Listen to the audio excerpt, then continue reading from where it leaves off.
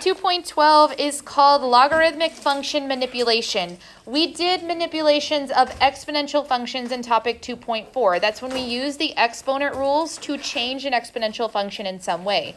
We can do the same thing with logarithms.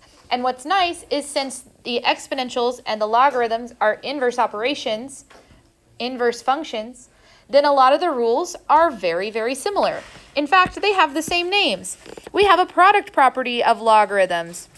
The product property of logarithms states that if you have two terms inside of an argument of a logarithm, which is inside the parentheses, and they are multiplied together, you can separate those into two logarithms using addition, which means, just like with exponentials, multiply means add.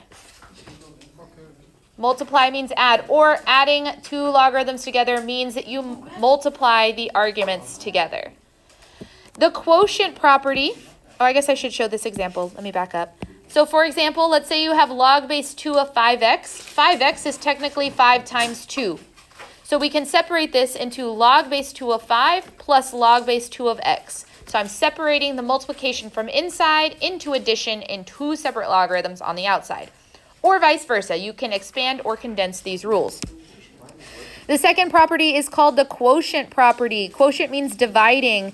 If you are dividing two things inside of a logarithm, you can separate them or expand them using subtraction. So just like our exponents, divide means subtract. In other words, the thing that is negative is in the bottom. And I actually want you to write that down because that feels like not real math terms, and it's not, but it's helpful for us to remember. Very technical language here. In the denominator is negative. If you tell yourself that sentence, the thing in the denominator is negative, you will remember when we have more complicated expanding and condensings what should be positive and what should be negative, or what should be in the numerator and what should be in the denominator. If you wanted to use more technical math terms, you would call it the term in the denominator, or terms in the denominator are negative. We're just going to call it the thing in the denominator. The last property of logarithms that we're going to discuss on the front side of this paper is the power property. If you think back to exponents, when we had a power to a power, we multiplied. The same thing is going to work for logarithms. However, we're talking about a logarithm with an argument raised to a power. So like log base b of x to the n power. What we're going to do is we're going to take that n and we're going to drop it right in front of the logarithm itself, and it's now going to be multiplied by the logarithm. Now, I need us to know the difference here. We are not talking about squaring a logarithm. We're talking about squaring the argument in a logarithm.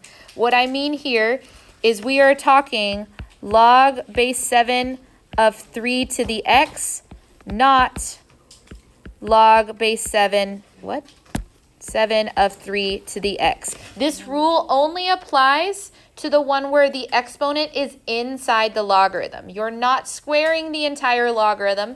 You are not taking the power of the entire logarithm to the front. You're taking the power of the argument, which is the stuff inside the logarithm. Do we see the difference in those two things? This is the one that works with the power property, not the other one. It's just we don't always write the parentheses, so I understand that that can get confusing for us. But what's cool is that eventually these properties of logarithms show us that every logarithm can be recreated to show me a transformation of that logarithmic function in an equivalent way. So every logarithm that has a complicated argument can be rewritten as transformations of a different logarithmic property, a different logarithmic term. We will get to what that means, but first, we just need to practice manipulating these equations. So for each of the following, we're going to write an equivalent expression by condensing each expression to a single logarithm. Part A says log base 4 of x plus log base 4 of y. We're going to use the product property here because it told me that if I have addition, what am I doing with the arguments? Multiplying. So if I'm condensing this down to one logarithm, it will look like this. Log base 4 of x times y. Boom, done. That's it. Multiply means add. Same rule as we had with exponents, we have here with logarithms. Can I try the second one? Yes. What is different this time? Subtracting, but remember, same with exponents, divide means to do what? Or subtract means that we did what? Divide. Oops, gave it away. Which means we're going to have log base 3 of 5 divided by z. Whatever was negative goes in the denominator. The thing that is negative is in the denominator. The thing in the denominator is negative. Term would be a more appropriate word to use there. Okay, yeah, good point. What happens if there's two things that we're subtracting? I could make this really complicated or really easy. We're going to go the easy route. Are you cool with that? Yeah. These two terms are negative. Log base 10 of 5 and log base 10 of z are both negative, which means their stuff should go where? Numerator or denominator? Denominator. So if I'm condensing this down, it's going to be log base 10, which I don't need to write the 10 because that's a common logarithm. Log base 10 of x on top, and then we're going to divide by 5z. The x was positive, so it goes in the numerator. Both the log base 10 of 5 and log base 10 of z are negative, so both of their terms condense down to the bottom. And we would multiply them together. Well, that's a 7. I thought it was a Z. What? Where? Well, that's a Z. That's why I cross my z's, because they end up looking like 2s sometimes. Where do you like that? Oh, you're thinking 7 like this? Yeah. Yeah, no, that's a z. They look pretty young. I don't cross my 7s, if that helps you. I crossed my 7s too. That's a more appropriate way to write the number 7, TBH. Have I ever ranted about the shape of numbers in this class yet? All right, pause. We got to... Thank you for listening. That's my favorite math fact, why the numbers are shaped the way they are. Okay, moving on. Beep, beep, beep. Going to numbers D. All right, here's where it changes slightly. Now we're going to pile on the third rule. The third rule needs to happen first. So if you notice, for any of these expressions, whoa, there is a number in front of a logarithm. You need to take care of that part first. So we're going to rewrite this one and show a little work. We're going to take this 3 and drop it up here to the x. Not to the entire logarithm itself, but to the x, which means this is now log base 2 of, and I'm going to use parentheses to emphasize this, x to the third power minus log base 2 of y. However, now that I have that 3 back up there as an exponent using that power property, I go back to the multiplying and dividing steps. If I see subtraction, what am I doing? Dividing. So this becomes log base 2 of x cubed over y.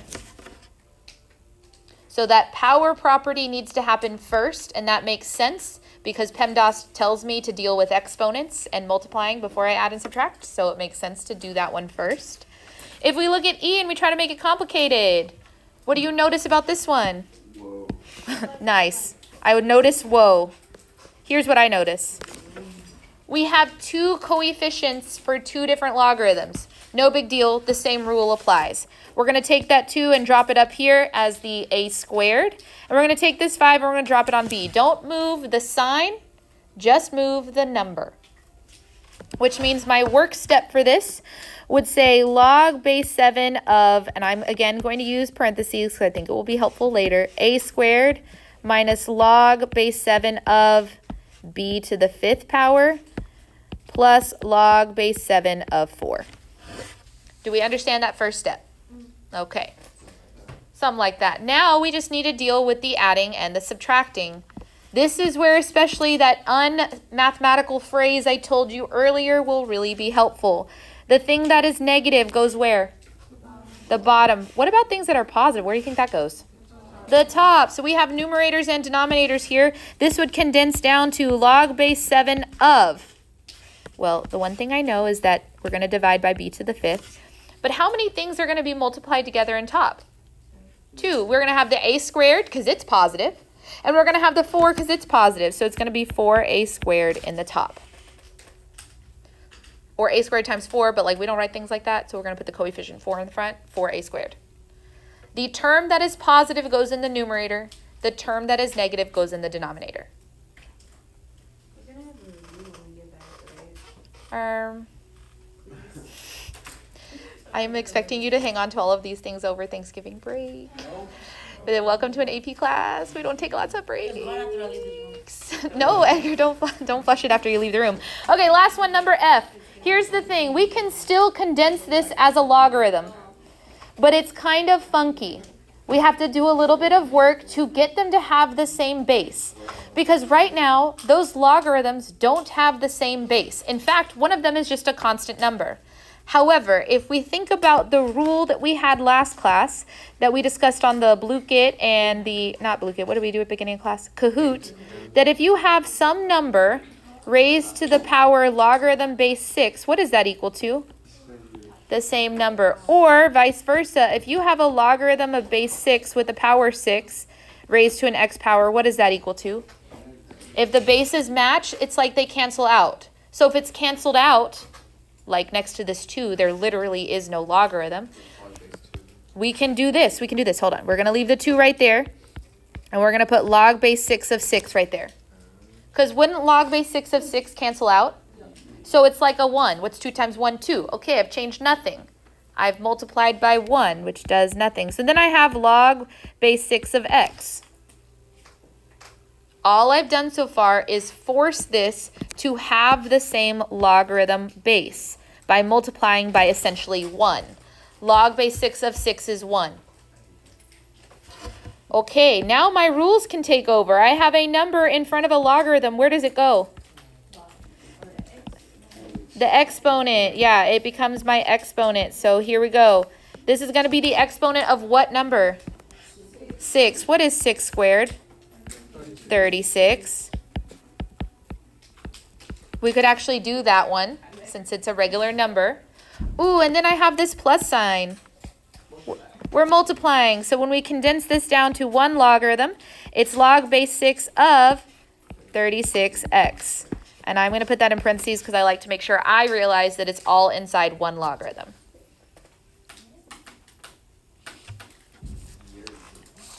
How do we feel? Sleepy. Here's what I want. This is a weird instruction because I realized after I printed this that I typed an example in the wrong place on these notes. My bad. I want you, with your group, to answer question number 2 and on the back question number 5. So this one right here, and then flip it over. I also want you to do number 5. Not the stuff above it, just number 5. So I'm going to give you a few minutes. Work with your team to answer example 2 and example 5. Let's see how we did. So for this one, this time we're working on expanding, which is utilizing the rules in the opposite direction, right? So if it's all condensed together right here, some of the things I notice is that we have 2 things that are divided. So if I was going to start splitting this, I would do log base 3 of x squared and then minus log base 3 of y. Did we at least get that far? Nice. The only other thing we really need to do is take this 2 and move it in front of this logarithm so that it's all the way expanded. That would be 2 times log base 3 of x minus log base 3 of y, which is answer choice C. How did we do? Amazing. Golf clap for everybody. The question was, what's the difference between this answer choice and this answer choice? Remember with distribution here, this would mean a 2 is going to both terms. So the second term would also have to have a 2 right here if that was correct. Does that make sense? Okay. So be ready for that because that could potentially happen where we have factored out the 2, but for this one, only one of the terms had 2. Okay, let's check example 5. Let's see how we did on this one. Again, we're just trying to condense it because it's looking for an equivalent expression. The things I notice is that there is numbers in front of both of these natural logs. So I'm going to take both of them and move them to the argument, which means this is now natural log of x to the 3rd power minus natural log of y to the 4th power. Did y'all get that step? Okay. Fabulous. But now we're subtracting these 2 things. So what should I do with the arguments? Divide. So if I'm condensing them into one natural log, it should be x cubed divided by y to the 4th power, which is answer choice A. Wait, is the y4 green or black? I think I wrote it green the first time and then black the second time. I like this green. I don't know what to tell you, man. Yes. Yeah. Nah, you get that property of the The last property we're going to talk about, we're not going to talk about yet because I forgot about this example right here. Okay, here's what's really interesting. So when we did topic 2.4, we talked about all of the exponential manipulation and how some of those things became different transformations. So we had a change of base, which was a horizontal dilation. We had a horizontal translation that became a vertical dilation. Whew. We can also do the same things with logarithms. The function log, that's a common logarithm, log base 10 of 6x is a horizontal dilation of the function log of x. We know this to be true because I see that we have multiplied a number on the inside. That's a horizontal dilation. Bonus question, it's a horizontal dilation by a factor of what? 1/6, because you use the reciprocal for the horizontal dilation. Cool, we're going to show that this function, a horizontal dilation, can also be written as a vertical translation of g, where you would have just a regular log function and some constant k. Here's what I'm going to do. I'm going to write down that f of x is equal to, and then I'm going to split that logarithm. You have 6 times x inside one logarithm. How can I expand that?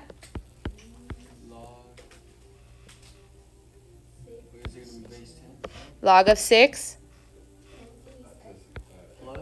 plus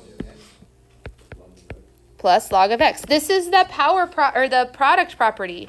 If you're adding, that means you multiply. So if you're multiplying inside, when you expand it, what do? Add. Okay, great. Here's what I also notice now. We said in this function that g of x is just a regular plain log. Oh, look. Here's a regular plain logarithm. Awesome.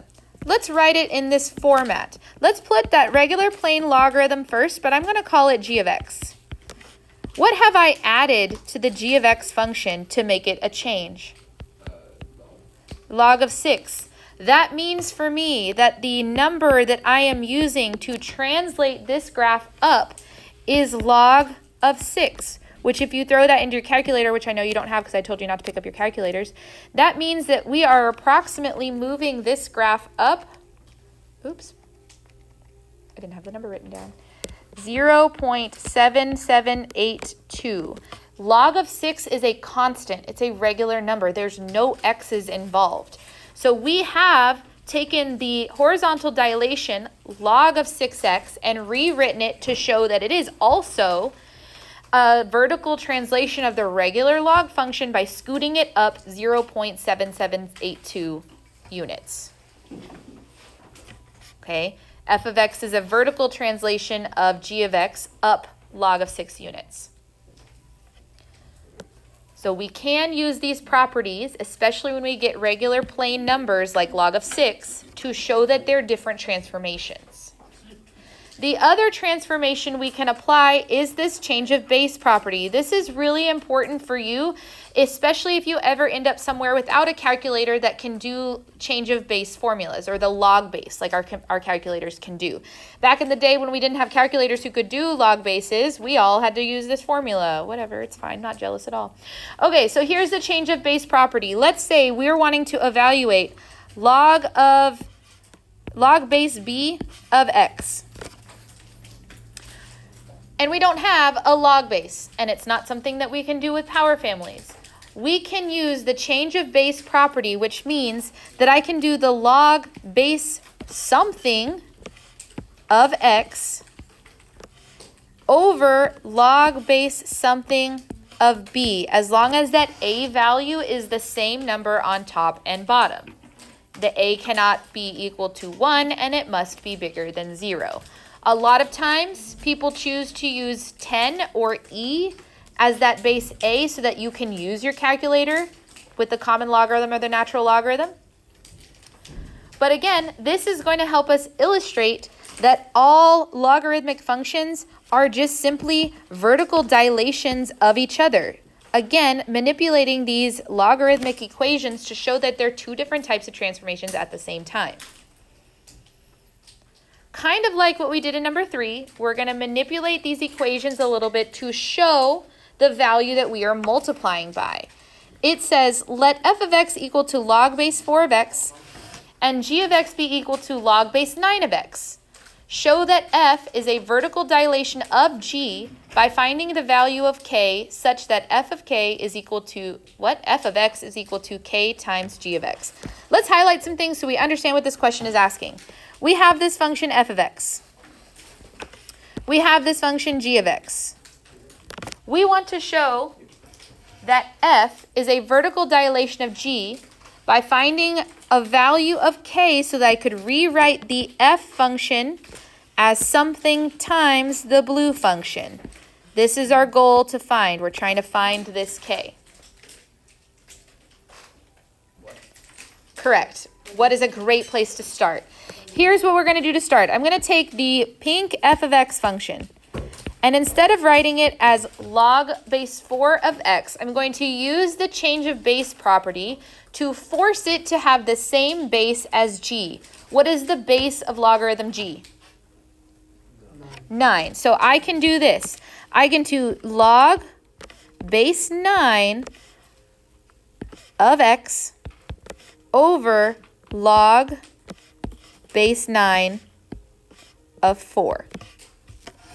Because I can rewrite this pink logarithm splitting the argument to the top and the base to the bottom as long as I use the same number on top and bottom. Okay, again, let me just do that one more time. I can split this logarithm using the change of base property if I take the argument to the top and the base to the bottom and then use the same number as the new base. It's a change of base property.